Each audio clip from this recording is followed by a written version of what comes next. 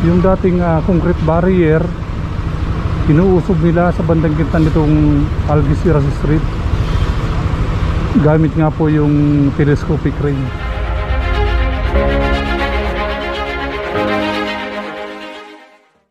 Nandito tayo ngayon sa kahabaan ng Loyola Street at nasa area tayo ng Sampaloc. At muli ko nga sa inyong ihahatid ang pinaka-latest update patungkol nga po sa NECR o North-South Commuter Railway. Ito yung kahabaan ng Algeciras Street at ito yung papuntang Gituazo. At ito naman yung papuntang Espanya.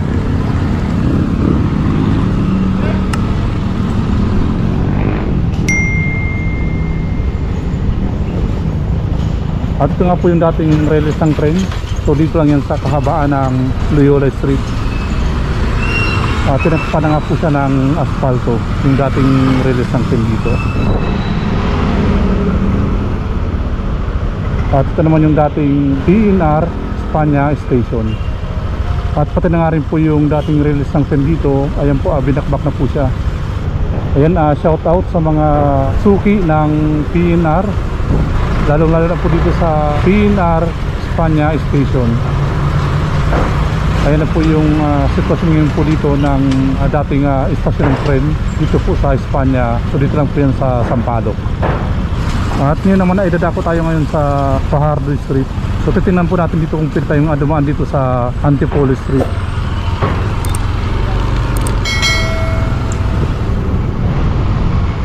Ito yung Antipolo Street. Ito yung papuntang Fajardo. Walang gwardiya. Ayan po yung mga dating materialis na ginamit nga po sa pagtatayo nitong NLEX-SLEX Connector Road. So dito lang po siya nakatamba.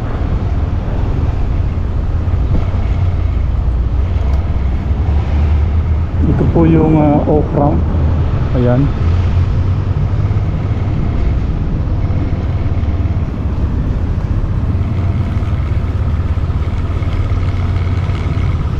Nasa pagitan po tayo ngayon ng Loyola Street at ng Fajardo Street. Ito yung kahabaan ng Antipolo Street.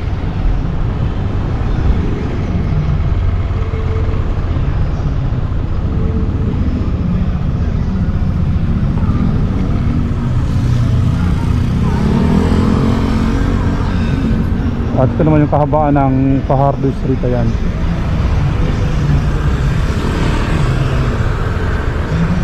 So wala po tayong dumaan dito. Ayan yung papuntang Gituazo. At yan naman yung ginagawa nilang on-ramp.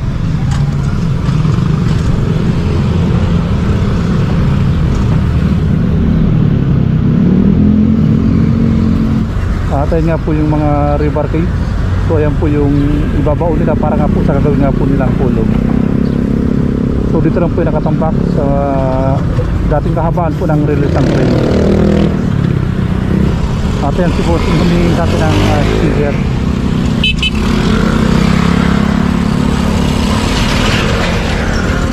Sir, ito lang yung sticker natin Yan. Sa motor ko, sir. Thank you Okay. Tama pa nood ko. Ayan, shout out. Nakabukas to. Shout out sa mga ano ko dyan, ang ganak. Ito nga panood dyan Sa YouTube. ito. Oo. Downshot. Salamat Ayan, so may nanghingi sa atin dito ng sticker.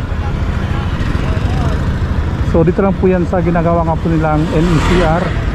So dito lang po yan sa area ng Sampaloc. Dito nga po yung kahabaan itong Fajardo Street.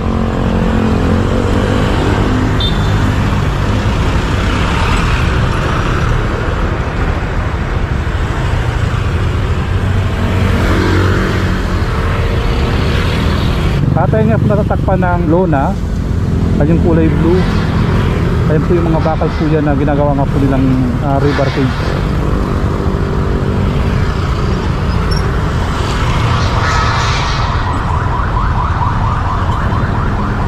Liwa tayo dito sa kahabaan ng Algeciras Street.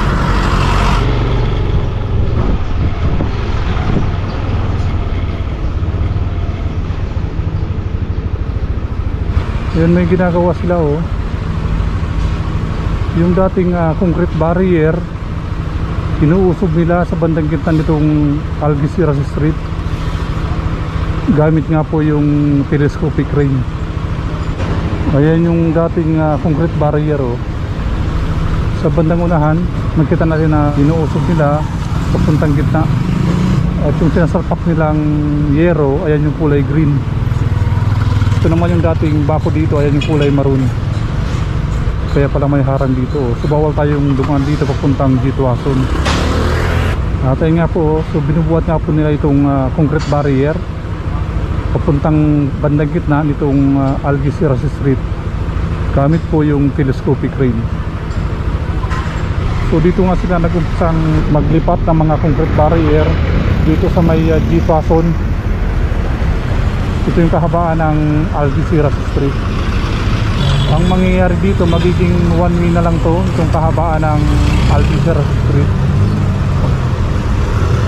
Hindi lang natin alam kung hanggang saan itong ginagawa nila paglilipat ng concrete barrier. Sir, yung paglilipat ng concrete barrier magmula dito sa Jitwason hanggang dulo na yan ng Fajardo. Nagpupila kasi ang corpus nila itong dadaanan ng poste nila is meron dun yung section ng 4, hinihingo nila ng poste. So ibig sabihin, sir, para igit na yung barrier para maluwag yung sa kanila, sa kabila. Dating ng mga trailer dyan hindi na magkasya. Oo, dyan sa papasok dyan sa may sakto dyan yung trailer na may mga bakal na. Yan papasok sa barrier.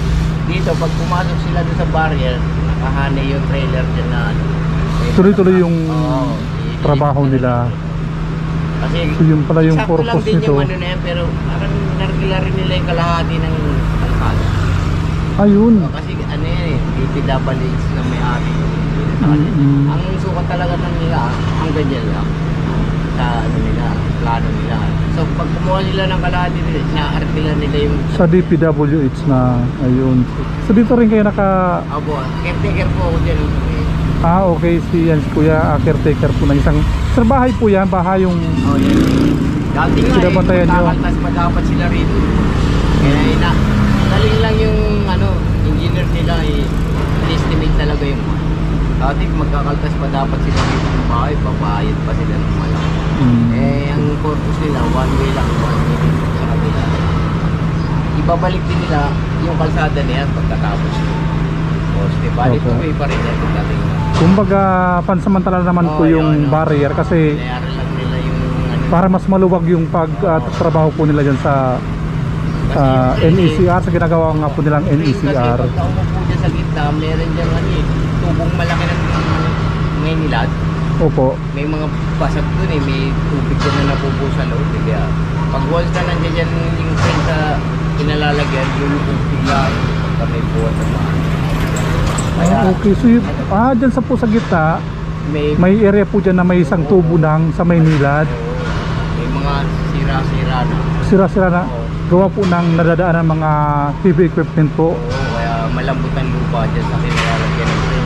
Kaya umilo siya rin nakausad siya rin. Okay, so ito kasing kalahati nitong kalsada ng DPWH simentado.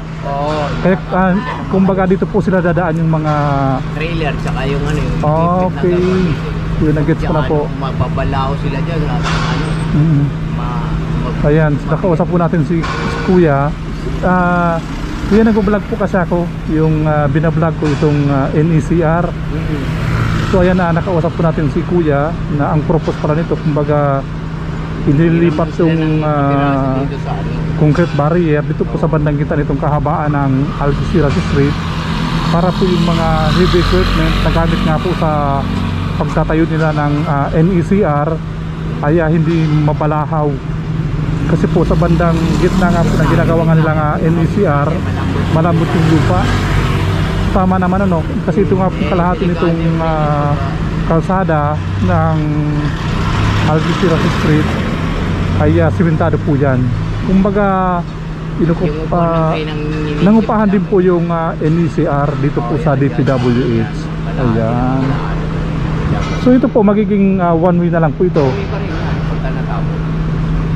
Hindi, so ito po kapag ka naharangan na po ng concrete barrier, ito pong mga sakyan dito kailangan Ay, ito ngayon, mawala. one way lang, magmula. Oo, so itong mga nakaparada po dito, Pwede rito yung mga residente dito lang.